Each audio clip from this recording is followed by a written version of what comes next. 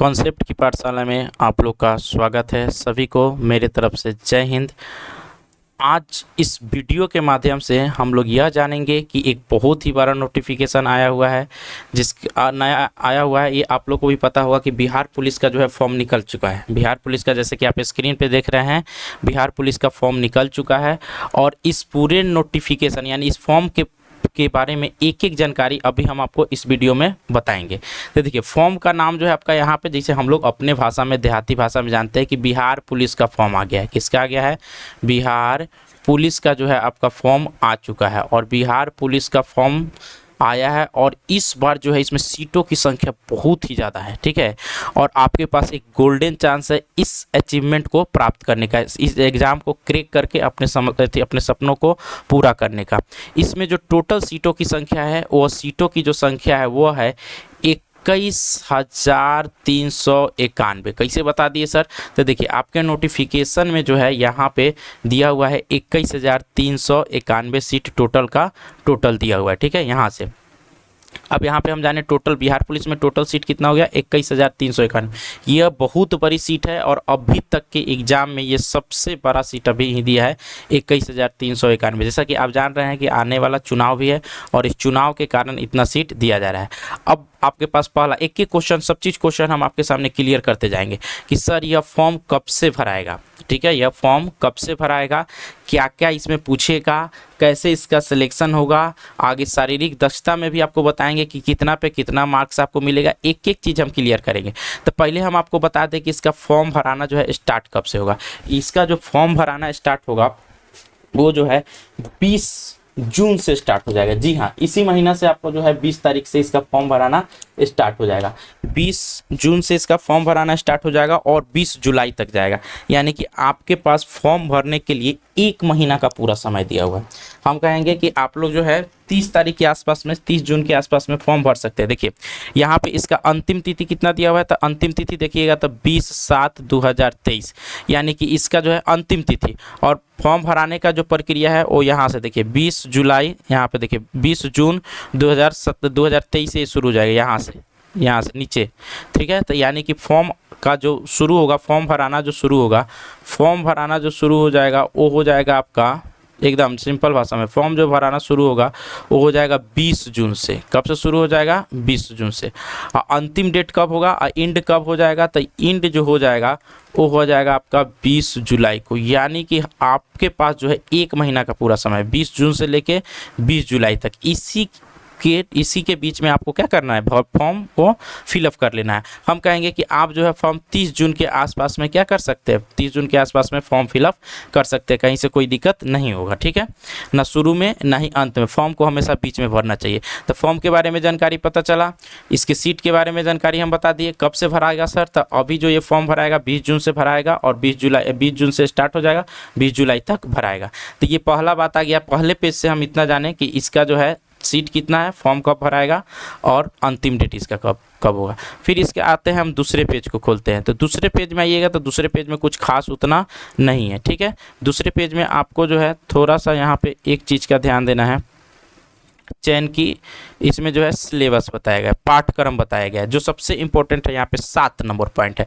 कौन सा number point है? यहाँ पे देखिए 7 नंबर पॉइंट जो है आपके लिए बहुत ही ज़्यादा इंपॉर्टेंट है। 7 नंबर में कह रहा है कथी, देखिए इसका जो एग्जाम होगा वो 2 तरीका से, एग्जाम कितने तरीका से? 2 एग्जाम जो होगा वो 2 तरीके से होगा, ठीक है। एक जो होगा लिखित, ये कौन सा हो जाएगा, लिखित एग्जाम लिया जाएगा। और एक जो हो जाएगा शारीरिक दक्षता लिया जाता है, शारीरिक दक्षता लिया जाएगा। यानी कि शारीरिक दक्षता के आधार पर देखिए, लिखित एग्जाम सिर्फ आपका पास करने लायक एग्जाम होगा। क्या रहेगा? पास करने लायक एग्जाम रहेगा। इसका सिलेबस अभी आपके सामने दिया हुआ है। सिर्फ और सिर्फ लिखित एग्जाम आपको पास करना है। इसमें कहीं से भी आपका एक भी नंबर जुड़ने वाला नहीं है, ठीक है। आपका जो भी मेरिट बनेगा वो शारीरिक दक्षता पे बनेगा। आप कितना तेज दौड़ लेते हैं, कितना दूर तक यानी कि गोला को फेंक सकते हैं, ठीक है। इसके आधार पे आपका क्या किया जाएगा, चयन किया जाएगा। 3 गो आधार पे, कितना तेज में आप दौड़ सकते हैं, जितना तेज में दौड़िएगा उतना ज़्यादा नंबर मिलेगा, जितना दूर तक गोला को फेंकिएगा उतना ज़्यादा नंबर मिलेगा, और जितना हाइट जंप, जितना आप ऊंची कूदान कूदिएगा उस पर आपको क्या मिलेगा, मार्क्स मिलेगा। इसी को हम लोग बोलते हैं शारीरिक दक्षता। लेकिन शारीरिक दक्षता में बैठने से पहले आपको इस एग्ज़ाम को पास करना होगा, लिखित एग्ज़ाम को, इसके लिखित एग्ज़ाम को पास करना होगा। सर लिखित एग्ज़ाम में क्या क्या हमसे पूछेगा? तो देखिए लिखित एग्ज़ाम में जो आपसे पूछेगा वो पूछेगा हिंदी। कौन पूछेगा? हिंदी। उसके बाद क्या पूछेगा? अंग्रेजी। उसके बाद क्या पूछेगा? गणित। ठीक है, यह तीनों जो मिलाकर हिंदी, अंग्रेजी और गणित, इसका वेटेज बहुत कम रहता है। ये तीनों मिलाकर हिंदी, अंग्रेजी और गणित मिला के लगभग आपको 15 नंबर का पूछेगा, ज़्यादा नहीं पूछेगा। इससे कितना नंबर का पूछेगा ये अभी क्लियर हम करके आपको बता देंगे अलग से वीडियो बनाकर। ठीक है, तो हिंदी, अंग्रेजी और गणित, यानी कि हिंदी, अंग्रेजी और गणित आपको पढ़ना है। गणित भी बहुत कम पूछता है, अंग्रेजी भी बहुत कम, और हिंदी भी क्या होता है? बहुत कम पूछता है। ठीक है, लेकिन मेन जो आपका स्टार्ट हो जाता है यहाँ से वो होता है सामाजिक विज्ञान, यानी कि सामाजिक विज्ञान यानी कि जनरल नॉलेज, ये होता है सामाजिक विज्ञान। अब सामाजिक विज्ञान में कहाँ कहाँ से क्वेश्चन आएगा सर? तो देखिए हिस्ट्री से आएगा, भूगोल से आएगा, नागरिक शास्त्र से आएगा, अर्थशास्त्र से आएगा। ये चारों का चारों सब्जेक्ट कौन पढ़ाएगा? तो चारों का चारों सब्जेक्ट की तैयारी हम कराएंगे। ठीक है, यानी कि हिस्ट्री भी पढ़ाएंगे, भूगोल भी पढ़ाएंगे, नागरिक शास्त्र भी पढ़ाएंगे और उसके बाद अर्थशास्त्र भी पढ़ाएंगे। विज्ञान हो गया, ये कौन हो गया? विज्ञान। विज्ञान में आपको जानते हैं सीधी सी भौतिकी पढ़ना है, रसायन विज्ञान पढ़ना है, और इसके बाद आपको जो पढ़ना है प्राणी विज्ञान और वनस्पति विज्ञान, ये इसी में आ जाता है। रसायन मतलब कि रसायन शास्त्र और प्राणी विज्ञान और वनस्पति विज्ञान यानी कि आपका बायो आ जाएगा। तो फिजिक्स, केमिस्ट्री और बायो को पढ़ना है। इसको भी कहाँ पढ़ाया जाएगा? तो इसको भी आपको कंसेप्ट की पाठशाला चकिया के द्वारा पढ़ाया जाएगा। आप बैच को ज्वाइन कर सकते हैं, बैच इसका स्टार्ट हो चुका है। एक न्यू बैच जो आ रहा है आपका, वो हम आपका डेट बता देंगे, वीडियो पे ही बता देंगे। इस बैच को आप ज्वाइन कर सकते हैं। ठीक है, बहुत जल्दी ही बैच आने वाला है। तो देखिए इस तरह से आपका जो है क्या हो गया? हिंदी, मतलब मेन आपका सब्जेक्ट कौन हो गया? सामाजिक विज्ञान और विज्ञान। कम से कम नहीं होएगा विज्ञान से क्वेश्चन, तो 30 से 35 क्वेश्चन विज्ञान से रहेगा।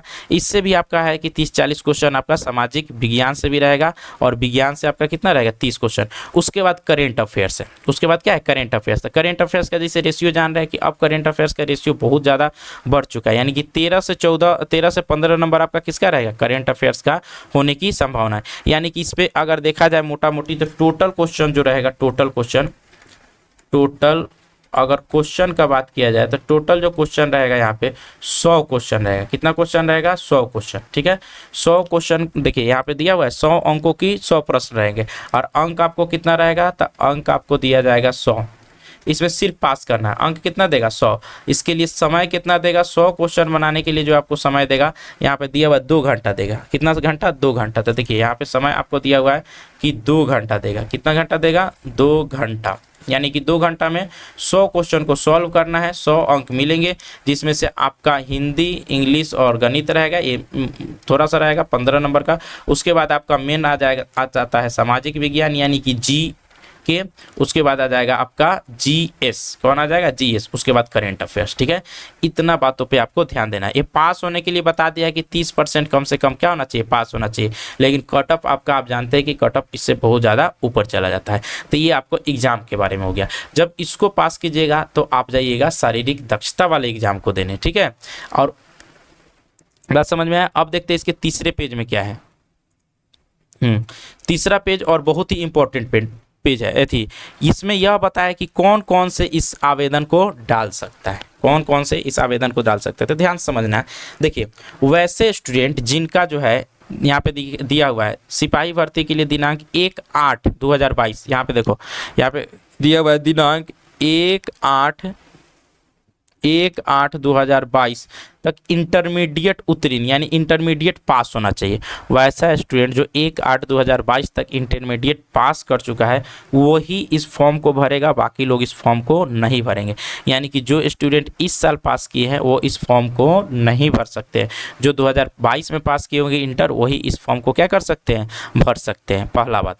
दूसरा बात, ये क्या कौन भरेगा? तो 1/8/2022 तक जिसका इंटरमीडिएट हो गया, इंटर लेवल पे एग्जाम है, तो इंटर जिसका हो चुका है वही भरेगा। आगे हम लोग आते हैं। अब इसका है कि एज का बात कर रहा है। किसका बात कर रहा है? एज। तो देखिए एज हम एकदम अच्छे से लिख दिए हैं। एज में क्या है? एज की भी गणना 1/8/2022 से की जाएगी। मैट्रिक के मतलब वो बताता है कि आपको कोई एक सटीक प्रमाण पत्र होना चाहिए जिसके अनुसार आप 1/8/2022 तक, कहाँ तक? 1/8/2022 तक आपका एज जो है 18 वर्ष होना चाहिए। कितना वर्ष होना चाहिए? 18 वर्ष। ठीक है, यहीं तक गणना किया जाए। अभ्यर्थी का उम्र 1/8/2018। तो देखिए जनरल कैटेगरी वाले के लिए, जनरल कैटेगरी वाले के लिए चाहे यहाँ पे दिया हुआ है चाहे मेल हो चाहे फीमेल हो, उसका एज कहाँ से कहाँ तक, तो 18 से 25 वर्ष तक होना चाहिए। कितना होना चाहिए, तो 18 से 25 वर्ष। तो जनरल वाले का एज कहाँ से कहाँ तक सर, तो 18 से 25। तो बताइए इसमें जनरल का एज 18 से लेकर 25 तक पूरा होना चाहिए, ठीक है। अब कहता है ओबीसी का, तो ओबीसी में दो लोग, एक मेल और एक फीमेल, एक मेल और एक फीमेल, ठीक है। तो मेल का, ओबीसी में मेल का एज होना चाहिए 18 से लेकर 27 वर्ष तक, यानी कि जॉन बबुआ 18 से 27 वर्ष तक हो गया है जिसका एज, वो क्या कर सकता है, फॉर्म को भर सकता है, ठीक है, ओबीसी में। और जॉन बबुनी 18 से लेकर 28 वर्ष तक हो गई है, वो इस फॉर्म को क्या कर सकती है, भर सकती है, यानी कि 18 से लेकर 28 वर्ष तक, 1 साल ज़्यादा फीमेल का छूट दिया गया है। अब रहा बात एसटी का, तो इन लोग का कोई टेंशन ही नहीं है, इन लोग का जो 18 वर्ष होना चाहिए और मैक्सिमम एज कितना होना चाहिए, 30 वर्ष तक, यानी कि 18 वर्ष से लेकर 30 वर्ष की आयु तक फॉर्म को भर सकते हैं एससी एसटी वाले। यानी कि सर इससे क्या क्या क्लियर हुआ, इस पेज से आपको यह क्लियर हुआ कि वही अभ्यर्थी इस फॉर्म को डाल सकते हैं जिसका इंटरमीडिएट 1/8/2022 तक, ध्यान से समझिएगा, 1/8/2022 तक क्लियर हो, जो इंटर कर लिया हो। उसके बाद एज में आते हैं, तो एज में क्या है, जनरल का एज जो है, जनरल कैटेगरी चाहे मेल हो चाहे फीमेल हो, 18 से 25 वर्ष होना चाहिए। ओबीसी में जो है मेल हो या फीमेल हो 18 से 27 वर्ष तक, और 18 से मेल में 18 से 27 वर्ष तक और फीमेल में 18 से 28 वर्ष तक, और एससी एसटी के लिए 18 से 30 वर्ष तक इसका क्या होना चाहिए, एज होना चाहिए। ये बात आपको क्लियर हो गया होगा। अब हम चलते हैं कि इसके आगे के पेज में अब क्या दिया हुआ है। देखिए इसके आगे वाले पेज में जाइएगा, तब आपको पता चलेगा कि इसके आगे वाले पेज में जो दिया हुआ है, वो जो दिया हुआ है शारीरिक मापदंड, यानी कि आपका शरीर जो है, शारीरिक ढांचा कैसा होगा जिसके कारण आप इस एग्जाम में बैठ पाइएगा, नहीं तो आप इस एग्जाम में नहीं बैठ पाइएगा। ध्यान समझिए, इस एग्जाम में कौन लोग बैठ सकते हैं, तो देखो चाहे शारीरिक, ऊंचाई का बात हम लोग करते हैं सबसे पहले, किसका बात कर रहे हैं, ऊंचाई का। तो ऊंचाई का बात करें, तो अगर ऊंचाई में बात किया जाए तो वही लोग इस फॉर्म को भर सकते हैं जिसका ऊंचाई जनरल हो तब या ओबीसी हो तब। जनरल और ओबीसी के मेल का ऊंचाई, किसका मेल, यानी कि पुरुष का ऊंचाई जो है 1.65 होना चाहिए। कितना होना चाहिए, 1.65। देखिए अनारक्षित पिछड़ा वर्ग पुरुषों के लिए न्यूनतम कितना होना चाहिए, 1.65 होना चाहिए। तो 1.65 है तो आप इस फॉर्म को भर सकते हैं। और एससी एसटी के मेल में, एससी एसटी के मेल में कितना होना चाहिए, तो एससी एसटी के मेल में देखिए 160 है, यानी कि एससी एसटी के मेल में कितना होना चाहिए, 160। भाई अगर हम जनरल से हैं और ओबीसी से है और हम मेल है, तो मेरा अगर हाइट 165 है तो हम इस फॉर्म को भर सकते हैं, कोई दिक्कत। अगर एससी एसटी से मेल है तो मेरा हाइट कितना होना चाहिए, 160 होना चाहिए, तब हम इस फॉर्म को आराम से भर सकते हैं। और महिला चाहे जनरल हो चाहे ओबीसी हो चाहे एससी एसटी हो, ध्यान समझिएगा, चाहे जनरल हो चाहे ओबीसी हो चाहे एसटी एसटी हो, किसी भी कैटेगरी की महिला हो, सभी वर्ग के महिलाओं के लिए न्यूनतम जो है 155 सेंटीमीटर होना चाहिए। कितना होना चाहिए, 155 सेंटीमीटर, जो आपके सामने लिखा हुआ है, इस बात को हम स्पष्ट कर चुके हैं, ठीक है। तो यानी कि जनरल और ओबीसी के लिए 165, उसी में एससी और एसटी के मेल के लिए 160 और सभी वर्ग के महिलाओं के लिए 155 होना चाहिए। उसके बाद अगर हम नीचे आते हैं तो देखिए सीना के लिए सिर्फ पुरुष का बात करता है, सीना में महिलाओं के लिए कोई टेंशन नहीं है। सीना जो है पुरुष का अगर आरक्षित वर्ग है या पिछड़ा वर्ग, यानी कि एससी और एसटी के लिए, यहाँ पे हम क्या बता दें आपको, जनरल और जनरल के साथ ओबीसी के लिए, जनरल और ओबीसी के लिए बिना फुलाए 81 सेंटीमीटर होना चाहिए, फुला के 86 सेंटीमीटर होना चाहिए। कम से कम फुलाने, बिना फुलाए और फुलाए होने में 5 सेंटीमीटर का आपको क्या होना चाहिए, अंतर होना चाहिए। कितना का अंतर, 5 सेंटीमीटर का अंतर होना चाहिए। उसके बाद अत्यंत पिछड़ा के लिए, यानी कि एससी एसटी के लिए, एससी और एसटी के लिए जो आपका होना चाहिए सीना, अत्यंत ओबीसी, ये क्या है, पिछड़ा वर्ग हो गया, अत्यंत पिछड़ा, अनुसूचित, सॉरी यहाँ पे एससी और एसटी के लिए, एससी और एसटी के लिए, यहाँ पे एससी और एसटी के लिए होना चाहिए 79 और 84, ये फुला के होना चाहिए, ठीक है, मतलब 79 बिना फुलाए, 84 फुला के। अब आते हैं इसमें महिलाओं अभ्यर्थियों के लिए सीना मापी नहीं जाएगी, ठीक है। हाँ, महिलाओं के लिए एक बात जरूर है, महिलाओं के लिए वजन कम से कम महिलाओं का 48 kg होना चाहिए। अगर 48 kg महिला का वजन नहीं है तो आप खा पी कर 48 kg वजन बना लीजिए। बिना 48 kg वजन का आपका बिहार सिपाही में चयन नहीं हो सकता है, ठीक है। बात समझ में आया। अब देखिए नियुक्ति कैसे होगी, तो प्रथम लिखित परीक्षा है। प्रथम कौन सी परीक्षा है, लिखित परीक्षा है, जिसमें आपको सिर्फ और सिर्फ पास करना है। क्या करना है, सिर्फ और सिर्फ पास करना है। इसमें आपको एक भी नंबर इसका जुड़ने वाला नहीं है और इस पर सिलेक्शन होने वाला नहीं है। फिर हम लोग आगे देखते हैं कि आगे की में क्या है। हाँ मेन आपका यहाँ पे है, देखिए मेन आपका कहाँ आ गया, यहाँ पे। बात समझते हैं थोड़ा सा ऊपर में क्या है। तो देखिए आपको लिखित परीक्षा देगा, OMR देगा, यानी कि आपको जो है ऑफलाइन एग्जाम होगा, जिसमें आपको क्या करना होगा, भरना होगा। पेज को क्या करना है, भरना है। लिखित परीक्षा में हिंदी अंग्रेजी जो आपको ऊपर में बता चुके हैं वही आपको दे रहा है, 30% मार्क्स पास चाहिए। द्वितीय परीक्षा जो होगा और सबसे इंपॉर्टेंट परीक्षा शारीरिक दक्षता की होगी। किसकी होगी, शारीरिक दक्षता की, यानी शारीरिक योग्यता दक्षता की परीक्षा होगी, जो कितने नंबर के रहेंगे, 100 नंबर के रहेंगे। कितने नंबर के रहेंगे, 100 नंबर के। अब इसमें देखिए यहीं से आपका चयन होगा, यहीं से क्या हो जाएगा, आपका चयन होगा। कैसे सर यहाँ से चयन होगा, तो जरा बताइएगा। तो देखिए चयन जो आपका होता है वो सबसे इंपॉर्टेंट रहता है दौड़। चयन में सबसे इंपॉर्टेंट क्या है, दौड़।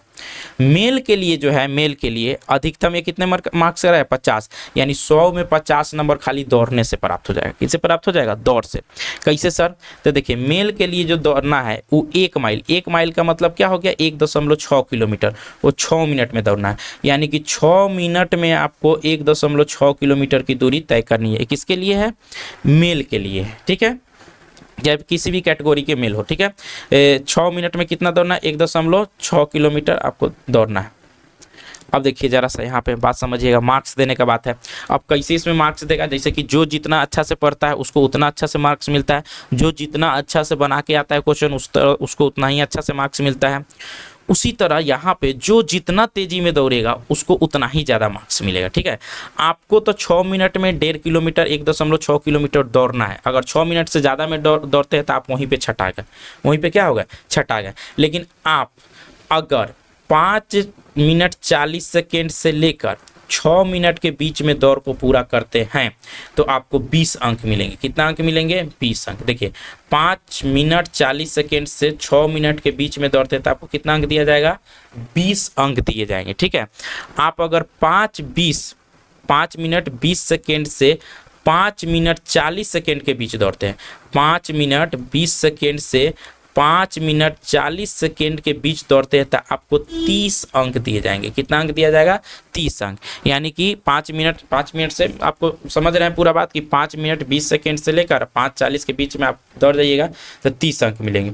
उसी तरह 5 मिनट से लेकर अगर 5:20 के बीच में दौड़ जाते हैं तो आपको 40 अंक दिए जाएंगे। कितना अंक दिए जाएंगे, 40 अंक।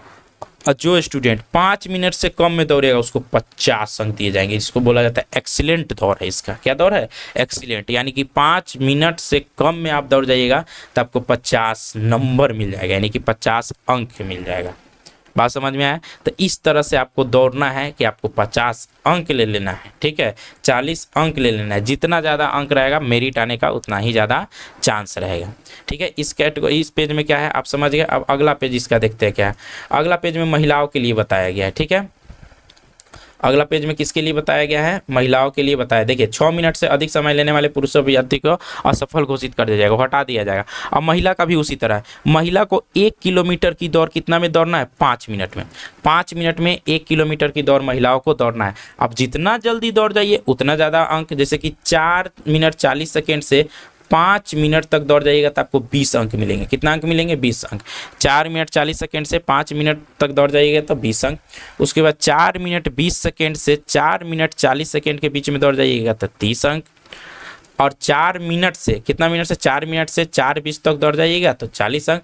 और 4 मिनट से कम में यानी कि 3:59 तक आप अगर दौड़ जाते हैं 1 किलोमीटर तो आपको 50 अंक मिलेंगे। कितना अंक, 50 अंक।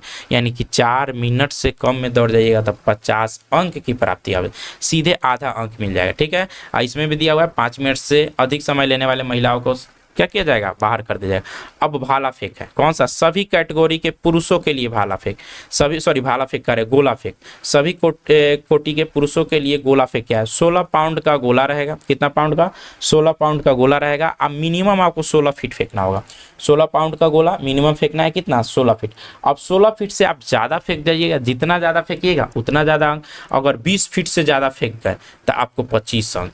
उसके बाद 19 फीट से 20 फीट के बीच में फेंक रहे हैं तो 21 अंक। उसके बाद 18 से 19 के बीच में फेंक रहे हैं तो 17 अंक। उसी तरह 17 फीट से 18 फीट के बीच में फेंक रहे हैं तो 13 अंक। 16 से 17 फीट के बीच में फेंक रहे हैं तो 9 अंक। यानी कि इसमें आपके पास मौका है न्यूनतम 9 अंक से लेके न्यूनतम 25 अंक प्राप्त करने का, ठीक है। यानी 50 अंक दौड़ का मिल गया आपको मैक्सिमम। अब 25 अंक आपको मैक्सिमम किसका मिल गया, मैक्सिमम 25 अंक आपको मिल गया ये गोला फेंक का, ठीक है। अब ऊंची कूद का होता है, तो ऊंची कूद भी कितना होगा, 25 का होगा। ऊंची कूद भी किसका होगा, 25। अब महिलाओं के लिए बता दे, सॉरी महिलाओं के लिए पहले बता दे। महिलाओं को जो है वो सभी कैटेगरी महिलाओं के लिए 12 पाउंड का गोला है और 12 फीट फेंकना है। 12 पाउंड का गोला 12 फीट का, जितना जल्दी फेंक दीजिएगा, 16 फीट से ज़्यादा फेंक दीजिएगा यानी पुरुष इतना फेंक दीजिएगा तो 25 अंक, ठीक है। इसी तरह आपको ऊपर है, और 12 फीट से 13 फीट के बीच फेंक दीजिएगा तो 9 अंक मिलेगा। यानी कि 9 से 25 अंक आपको भी प्राप्त करने का मौका है। अब ऊंची कूद, ऊंची कूद में सभी कैटेगरी पुरुषों के लिए ऊंची कूद, सभी कैटेगरी के पुरुषों के लिए ऊंची कूद, ऊंची कूद हाई जंप जिसको कहा जाता है हाई जंप। अब हाई जंप में देखते हैं भाई क्या है, तो हाई जंप में जरा ध्यान से समझिएगा क्या है। इसमें जो है न्यूनतम 4 फीट कूदना है। किसको सर, पुरुष को सर। कितना कूदना है, 4 फीट। तो कितना कूदना है, 4 फीट। अगर आप 4 फीट से ज़्यादा कूद जाते हैं तो आपको ज़्यादा अंक मिलेगा। जैसे कि आप 5 फीट से ऊपर कूद जाए, छोड़िए 4 फीट कूद जाते हैं तो 13 अंक मिलेंगे। 4 फीट 4 इंच कूद जाते हैं तो 17 अंक मिलेंगे। 4 फीट 8 इंच कूद जाते हैं तो 21 अंक। अगर 5 फीट से अधिक कूद जाते हैं तो आपको 25 अंक मिलेगा। बात समझ में आया, 5 फीट से अधिक तो 25 अंक। महिलाओं को इसमें 3 फीट कूदना रहता है। कितना फीट, 3 फीट। 3 फीट कूदिएगा तो 13 अंक। उसके बाद 3 फीट 8 इंच कूदिएगा तो 21 अंक। और उसी तरह अगर 4 फीट से अधिक कूद जाइएगा, 4 फीट से अधिक, तो आपको जो मिलेगा इसमें कितना अंक मिलेगा, 25 अंक मिलेगा। 25 अंक मिल जाएगा। 4 फीट से अधिक कूदने पे 25 अंक। इसी तरह से पूरा का पूरा आपका 100 नंबर का क्वेश्चन कंप्लीट हो जाएगा। शारीरिक दक्षता क्या हो जाएगा, कंप्लीट। यानी कि 50 नंबर सिर्फ और सिर्फ मैक्सिमम अंक 50 नंबर दौड़ से, 25 नंबर गोला फेंक से और 25 नंबर जो है ऊंची कूद से आपको मिलने वाला है। इसके बाद के नोटिफिकेशन में देखते हैं आपका क्या है, ठीक है। इसके बाद के नोटिफिकेशन में हमको नहीं लगता है कि कुछ ज़्यादा इसमें होगा। अब आते हैं हम पेज नंबर 7। देखिए पेज नंबर 7 ये सब जो है ना, ये मेगा सूची वाले, देखिए यहाँ पे आप बताएं 4 फीट से अधिक कूदेगा तो कितना मिलेगा, 25 फीट से 3 फीट से कम कूदने वाले महिलाओं को ऐसा ही छाट दिया जाएगा। बाकी इसमें कुछ नहीं है। एक और इम्पोर्टेंट बात है यहाँ पे, सामान्य वर्ग के लिए। देखिए सामान्य वर्ग के लिए जो है आपका 8556 सीट है, ठीक है। उसी तरह सब कैटेगरी का अपना सीट वाइज दिया हुआ है यहाँ लिस्ट, आराम से आप पढ़ सकते हैं किसका कितना सीट है, आप किस कैटेगरी में आते हैं। अब बात यहाँ पे सबसे पहले उठती है कि सर इसका चयन कैसे होगा। तो इसका चयन होने के लिए सबसे पहले आपको एग्जाम पास करना होगा, लिखित एग्जाम। कौन सा एग्जाम, लिखित एग्जाम। कौन सा एग्जाम पास करना है, लिखित एग्जाम। और यह लिखित एग्जाम की जो तैयारी है, ठीक है, कौन सा एग्जाम पास करना है, लिखित एग्जाम। और ये लिखित एग्जाम की तैयारी कॉन्सेप्ट की पाठशाला में स्टार्ट हो चुका है, ठीक है। कॉन्सेप्ट की पाठशाला में लिखित एग्जाम की तैयारी हो चुकी है स्टार्ट। आप आके बैच को कल से ज्वाइन कर सकते हैं, जब मन वैसे ज्वाइन कर सकते हैं। कल से भी ज्वाइन कर सकते हैं, परसों से भी ज्वाइन कर सकते हैं। हालांकि इसके लिए नया बैच जो है, एकदम न्यू बैच जो है, हम इसका डेट अनाउंस करते हैं कि डेट आपको बता देंगे, कल है या परसों बता देंगे कि कब से आपको नया बैच मिलेगा। नहीं तो अभी भी जो बैच शुरू है उसमें भी आप ज्वाइन कर सकते हैं, कहीं से कोई दिक्कत आपको होने वाला नहीं है, ठीक है। चलिए, आप अभी बिहार पुलिस के बारे में एक एक चीज़ समझ गए, कहीं से किसी को भी डाउट नहीं होना चाहिए। आपका फॉर्म जो भराना स्टार्ट हो जाएगा 20 जून से, आपका फॉर्म भराना स्टार्ट हो जाएगा। अंतिम जो है वो 20 जुलाई तक है। आप इसके 20 में हम कहेंगे कि 30 जून तक आप जाके फॉर्म को भर दीजिए, कहीं से कोई दिक्कत होने वाला नहीं है। मतलब 30 जुलाई के आसपास में फॉर्म को भर दीजिएगा। बाकी जो है महिला का पुरुष का सबका चीज़ हम एक एक चीज़ करके बता दीजिए। आप अगर लिखित एग्जाम को पास करना चाहते हैं तो कॉन्सेप्ट की पाठशाला को ज्वाइन कर लीजिए, कंसेप्ट की पाठशाला को ज्वाइन कर सकते हैं, ठीक है। जिसका पता जो है, आप अगर चकिया के निवासी है तो चकिया के आसपास के निवासी है तो चकिया में आपको जो है ऑफिसर्स कॉलोनी में यह कोचिंग चलता है। आप यहाँ पे आके इस बैच को, मतलब इस बिहार पुलिस के एग्ज़ाम को अगर क्रैक करना चाहते हैं तो आके ज्वाइन कर सकते हैं। इसके लिए संभावित जो है न्यू बैच है, कब आ रही है हम कल के बैच में आपको बता देंगे। अब बाकी जो पुराना बैच चल रहा है अपने जोर शोर से चल रहा है, उसमें कहीं से किसी प्रकार का कोई दिक्कत नहीं है, उस बैच को भी आके आप ज्वाइन कर सकते हैं, ठीक है। मिलते हैं फिर से नेक्स्ट वीडियो में और बहुत ही जल्दी मिलेंगे, तब तक के लिए जय हिंद।